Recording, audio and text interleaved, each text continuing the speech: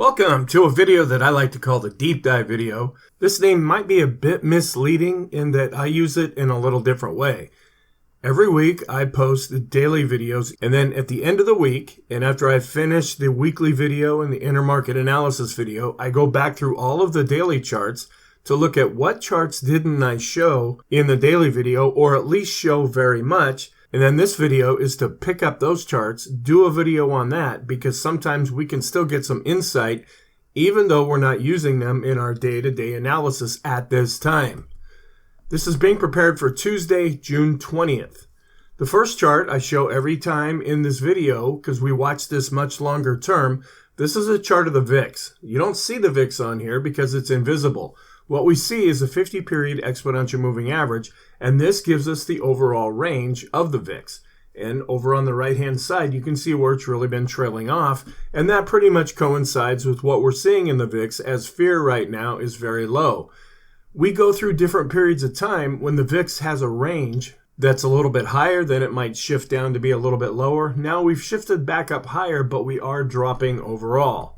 Then I show the VIX to a ratio of the 3-month VIX, and I mainly focus on this red line, also showing that fear has been really dropping off.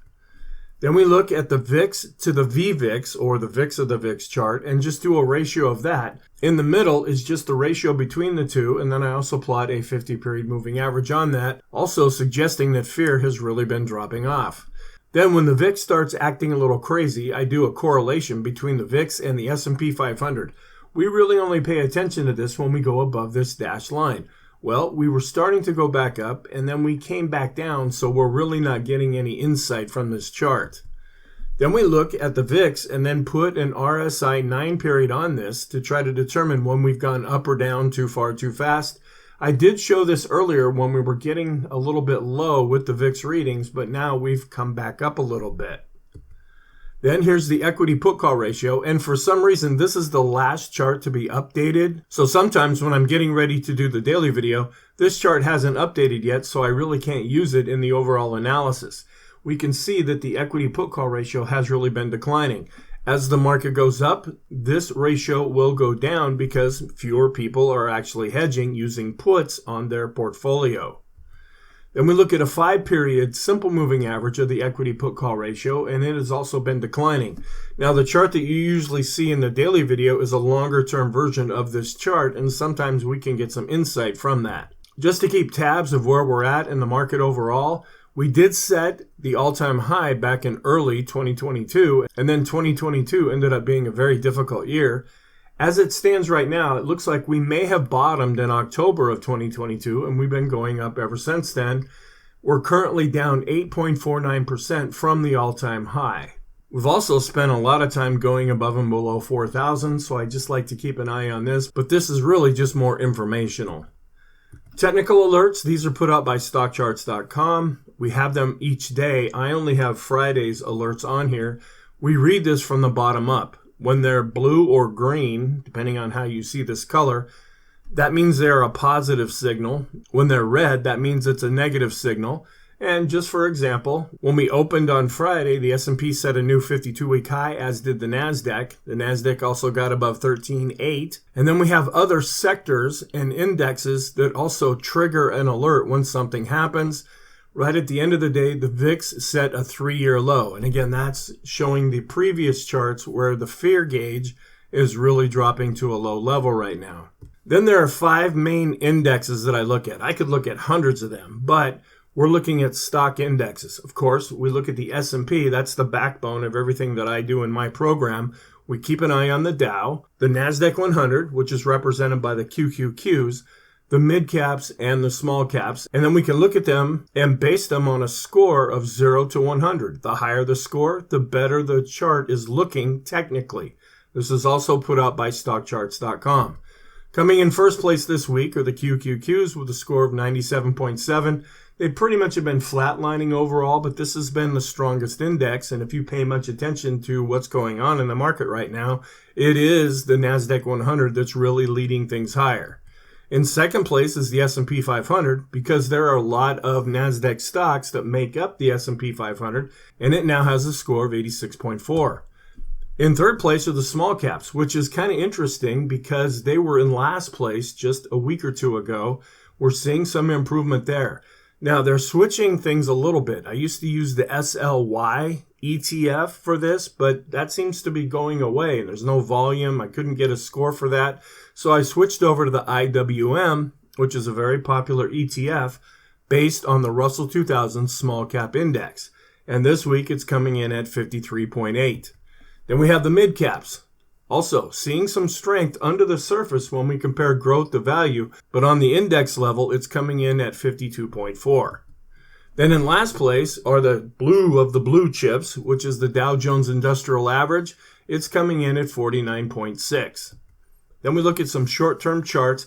This is a short-term rainbow going from 10 periods all the way up to 50 periods, and then I changed the color in here to make it look kind of cool, where we're well above all of the plotted moving averages. As we stay above this, these lines are starting to smooth out.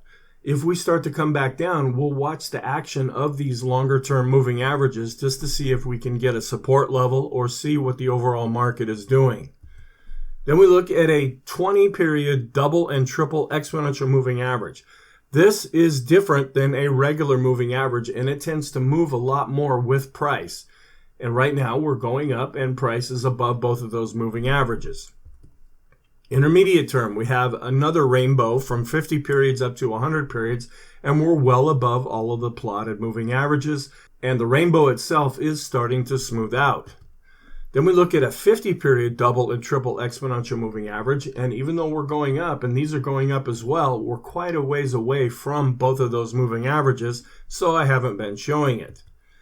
Then I usually show this quite a bit, and I would show it as we were chopping around, but this is what I call a moving average tree. These are a series of different moving averages going from 20 periods up to 200 periods just to get an idea of where we're at. Well, as the market's really been going up, we're above all of these plotted moving averages. Then we also keep an eye on the 50-day cycle. This seems to be a good cycle for about the last year or so. Now, at the time I record this, the market seems to be shifting a little bit, and this 50-period cycle may end up going away, but at least up until this point, it has been helpful to us. Sometimes this will mark a bottom, sometimes it will mark a top, sometimes we don't even slow down. That's why cycles kind of have to be used with a grain of salt. It can just give us a guidepost to look at, but we can't necessarily use that for decision making. The last 50-day period ended on May 19th, and we've been going up ever since then.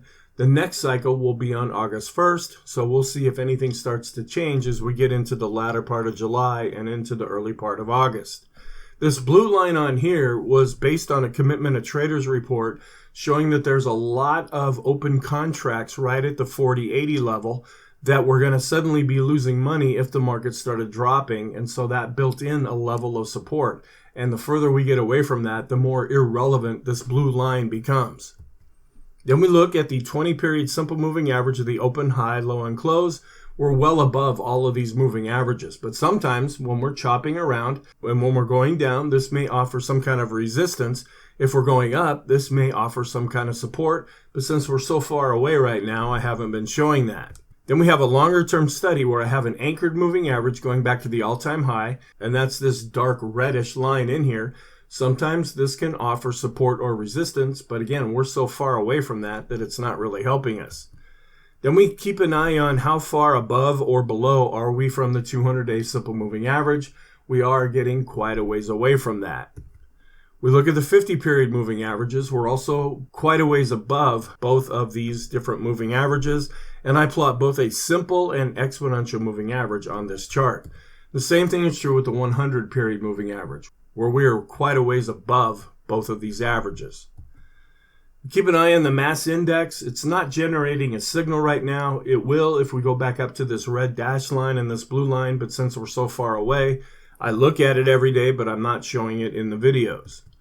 Then we keep an eye on the two different things in this chart. On top, this is called equivolume, where it's an attempt to take volume and price and merge them together. When they're green, that means we're more positive. When it's red, that's more negative. Then on the bottom, we have the ease of movement indicator. This is what is the path of least resistance for movement. And I pay attention mostly to the 14 period down here. We're above this dashed line. That means we're positive. So based on this chart, at least for right now, the path of least resistance has been to the upside. Then this is a chart that I was really focusing on for a while, and this chart was influenced by a post that another site called Game of Trades ended up showing. I redrew this chart for our use, where what I do is I look at the lows that we set in 2022, draw a line between them, and then I drew a parallel line going back to the all-time high. When we were going up, it looked like this level may have really been acting as overhead resistance. And it did. We bumped into that, came back down, bumped into it, back down. Well, now we've been able to break through that, and we're getting quite a ways away from this upper trend line. So I haven't been showing that in the videos. Then this is one that I also watch. It's how are the home builders doing? They're a real big part of the overall economy. Right now, we're not seeing anything necessarily strange in this chart, which is why I haven't been showing it, where we have the S&P on top, the home builders ETF. Then I do a ratio between the two, and then I keep an eye on the correlation. When they get really out of line with each other and diverge one way or the other, sometimes this can give us some insight as to what's happening in the market. Then we look at the stocks that are above their 50-period moving average. For the S&P, it is showing some improvement. We're above 50 and advancing, so this is positive. When we really pay attention to this chart is when we get to an extreme reading above 90 or an extreme negative reading where we drop below 10. Often that can mark a top or bottom in the market. As it's been going up, that's more confirming the positive stance that we've seen in the market, but it has been lagging a little bit. Where the S&P has really been breaking out, the 50-period moving average study has not really been going up, even though it's showing some improvement. And then we do the same thing with the mid caps, where it's showing a bit of improvement. And then we also keep an eye on the small caps. Then we look at the standard deviation. This is how far away are we from the standard or average price over the last 10 periods. We're just a little bit above the moving average. We're not really dancing above or below this line currently. We also look at the Ichimoku cloud. Since we're above it right now and we start to fall, we would be looking for part of this cloud to offer some support. When we're below it and coming up, it may act as resistance. And we're pretty far away from the cloud right now. Really, all this is what's already happened based on moving averages, and then they shift it forward. And sometimes this can give us some good ideas for support or resistance. Some long-term charts. Here's a long-term rainbow going from 50 periods up to 250 periods. The lines are a bit smoother because these moving averages move slower, and we're well above all of these averages, so I haven't been including it. Then we look at a moving average study, which I did show a time or two in this past week. The 50 period on top, I'm just using that more for reference. But then on a longer term basis, we look at the 150 and 200 simple moving average study. And when we're above this blue line and going up, that means that we're positive. If we get up to either one of these red lines, that means that we're getting to an extreme positive position. Then this chart I usually show all the time as well, but it's been chopping around so much it really hasn't been helping us. Sometimes when the 2-year yield spikes up and then comes back down, that will give short to intermediate term support to the S&P. Well, about the time that happens, now we've been seeing where the 2-year yield and the S&P are tending to go in the same direction at the same time, so we're not really getting a lot of insight from this chart right now. This is a longer term chart based on a weekly chart of the S&P 500. And I was showing this very heavily as we get further away from this trend line, and that's what we're trying to analyze here. Is the breakout legitimate or not? At the time that happened, the MACD was at 0 and going up, so that gave more impetus that this breakout was for real. But we're getting further away from this now, so it's not really giving us a lot of insight. If we do start to turn and go back down, I will be showing this chart again. Some broad market measures. This is the Vixen, which is the VIX of the NASDAQ 100. I don't pay attention to this chart too much because it looks like icicles falling off of a roof. There's some erroneous data. I mainly follow the line chart down below. And just like with the S&P 500, there is a lot of fear that has been decreasing in the NASDAQ 100 as it's been going up. Then we compare the S&P 100 to the S&P 500. For a while in the spring, where the S&P 100 was really making a series of higher highs and higher lows, the S&P 500 itself was chopping sideways. Well, now we've been breaking out, and both of them are doing a lot better, so I haven't been including this chart. Then we keep an eye on the micro cap index, and it's set a 52-week low below 100. Well, now we've been bouncing up and doing quite well, so I haven't been including this. Then we look at a long-term chart of the QQQs, which is the NASDAQ 100. We also go back to an anchored moving average going to the all-time high, and we're well above that now, so it hasn't really been giving us any insight. We keep an eye on the dollar, and I do show this from time to time, where we were coming down and we're in an overall downtrend, but we were starting to bounce back up. However, over the last week, we've been seeing some weakness in the dollar, which has been giving some support to stocks. They like a weaker dollar. Some rate of change charts. I have been showing the 200 period rate of change in the last few videos, but this is the 250 period rate of change, showing that we are really showing a lot of improvement on a much longer term basis. This is that same chart, but going all the way back to 1980, also showing a lot of improvement. Keeping an eye on bonds, this is the euro dollar, which are dollars outside of the US, and then comparing it to the 2-year yield. The euro dollar is a good proxy for the Fed funds rate. This chart, the red line, updates every day, where the Fed funds rate, we just get that periodically updated. So I follow this just to keep an eye on what is happening.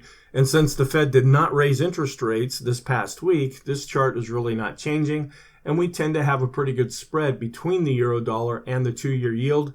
Nothing really strange is happening right now.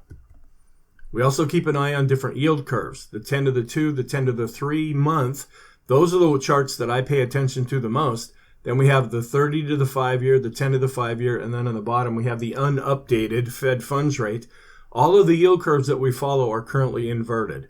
This is what we're keeping an eye on. When they start going back and being more normal, that's when we start the countdown to see if in fact we're going to head into a recession. Then we look at the 1-month yield and compare it to the 3-month yield. They're looking okay now. The red line's on top, as it should be. That's a longer term yield, where the blue line is a 1-month yield, and that's on the bottom. We were seeing some real weird action throughout May, where the shorter term yield was actually going above the longer term yield, but now it's come back into line. Thank you. I hope you found this helpful. Please feel free to check out the other videos that I post. Again, this is just kind of a catch-all, end of the week, let's wrap it up type of video. So I hope that you can find some other insight from the other videos that I post. Have a great week, and I will talk to you in the next video.